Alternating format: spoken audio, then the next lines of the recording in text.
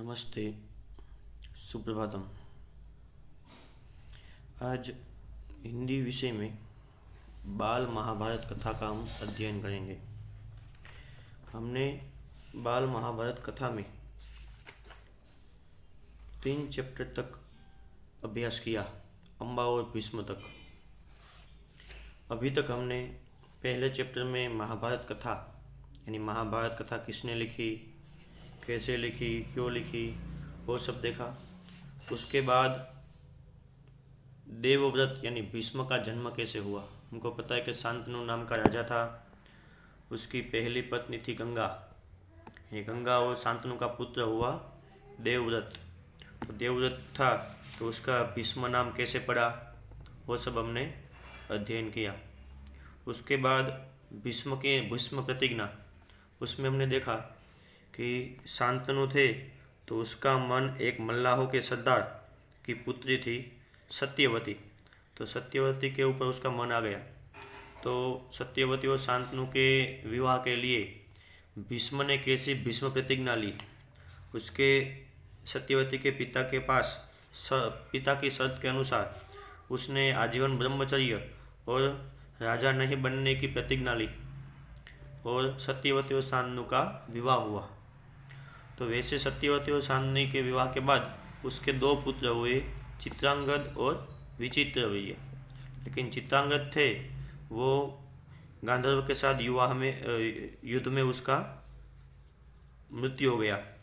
उसके बाद तब विचित्रवीर्य बहुत छोटे थे तो भीष्म ने सब राजकाज संभाला और विचित्रवीर्य युवान होने के बाद उसके विवाह के लिए वो काशीराज की 3 कन्या थी। उसमें हमने देखा कि उसकी 2 कन्या थी, अंबिका और अंबालिका, और एक कन्या थी जिसका नाम था अम्बा। तो तीनों कन्या को वो लेके आ जाते हैं और विचित्रवीर्य के साथ विवाह करने का प्रस्ताव रखते हैं। लेकिन जो अम्बा थी तो अम्बा मन से दूसरे कोई राजा, साल्व राजा को अपना पति मान चुकी थी, इसलिए भीष्म पिता ने उसको वहाँ से छोड़ दिया। लेकिन वहाँ जाने के बाद अम्बा भी थी तो अम्बा को साल्व राजा ने भी स्वीकारा नहीं। तो फिर वो भीष्म के पास आई और भीष्म से तब विचित्रवीर्य ने उसको स्वीकारा नहीं। फिर वो साल्व के पास गई, वो बहुत परेशान हो गई। तो उसके बाद ये सब घटना हुई तो उसका कारण उसने किसको माना, तो भीष्म को ही माना। तो भीष्म से बदला लेने के लिए वो कितने राजा के पास गई और ब्राह्मण लोगों के पास भी गई।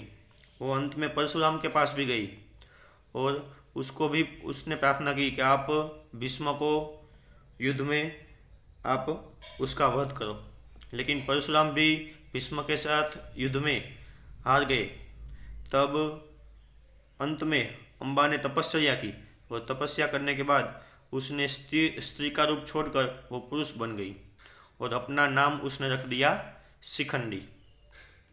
वैसे ही विचित्रवीर्य की 2 रानी थी अंबिका।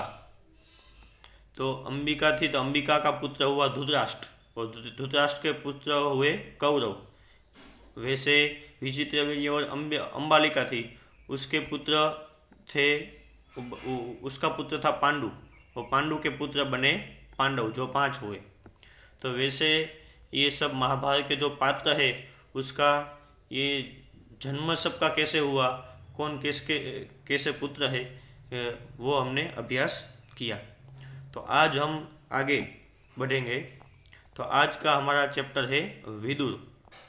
विदुर कौन था, उसका जन्म कैसे हुआ, वो आज हम पढ़ेंगे।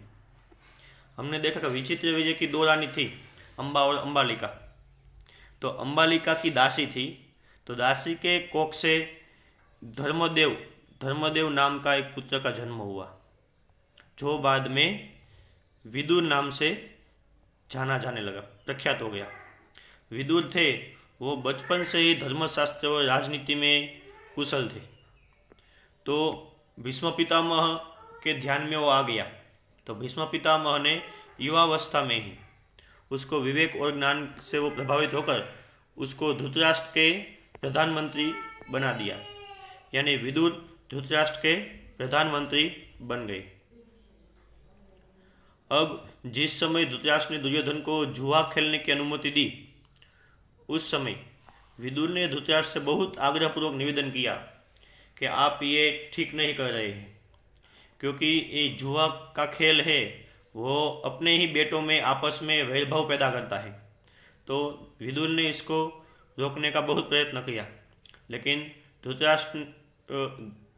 धृतराष्ट्र भी विदुर की बात से प्रभावित हुए और अपने बेटे दुर्योधन को अकेले में बुलाकर उसको जुआ खेलने से रोकने का प्रयत्न किया और उसको बोला कि ये विदुर है, वो बड़े बुद्धिमान है और हमेशा हमारा भला ही चाहते हैं, तो उसके कहे मुताबिक आपको ये जुआ नहीं खेलना चाहिए। विदुर का कहना है कि जुआ खेलने से विरोध बहुत बढ़ता है और अपने राज्य का नाश का कारण भी वो बन सकता है, तो ये जुआ खेलने का विचार तुम छोड़ दो। लेकिन धृतराष्ट्र था, वो अपने पिता की बात सुनने वाला नहीं था। और दूसरी एक बात थी कि धृतराष्ट्र की एक कमजोरी थी, उसको अपने पुत्र के ऊपर बहुत अनुराग था, प्रेम था। तो पुत्र प्रेम के कारण उसने दुर्योधन की बात माननी पड़ी और युधिष्ठिर को उसने जुआ खेलने का न्योता भेजा। धृतराष्ट्र पर बस न चला तो विदुर युधिष्ठिर के पास गया, उसको उसने समझाया कि तुम जुआ खेलने मत जाओ। लेकिन युधिष्ठिर थे, वो भी बहुत आज्ञाकारी थे, यानी वडिलों की वो आज्ञा को कभी भी ठुकराते नहीं थे। तो युधिष्ठिर ने भी बोला कि चाचा जी यानी धृतराष्ट्र ने मुझे जुआ खेलने के लिए बुलाया है, तो मेरे ये वडिलों की आज्ञा को मैं कैसे टाल सकूं, उसका कैसे मैं इनकार कर सकूं। और दूसरी बात उसने बताई कि युद्ध हो या खेल हो, उसमें कोई बुलाता है तो क्षत्रियों का धर्म है कि उसको टाला न जाए। तो यह कहकर युधिष्ठिर क्षत्रिय कुल की मर्यादा रखने के लिए जुआ खेलने के लिए गया। यानी ये चैप्टर में हमें विदुर का परिचय किया, यानी आगे के जो सब चैप्टर है उसमें हम अलग अलग पात्र के परिचय है, वो क्या थे, उसमें क्या विशेषता थी, उसका हम अभ्यास कर रहे हैं। तो आज के लिए हम इतना ही रखते हैं और ये विदुर का चैप्टर है उसका हम आज अध्ययन करेंगे और मैं आपको उसके कुछ प्रश्नों भी भेजता हूँ, तो आप उसका उत्तर लिख के मुझे व्हाट्सएप में आप लिख के अपना ये उत्तर भेज सकते हैं। धन्यवाद।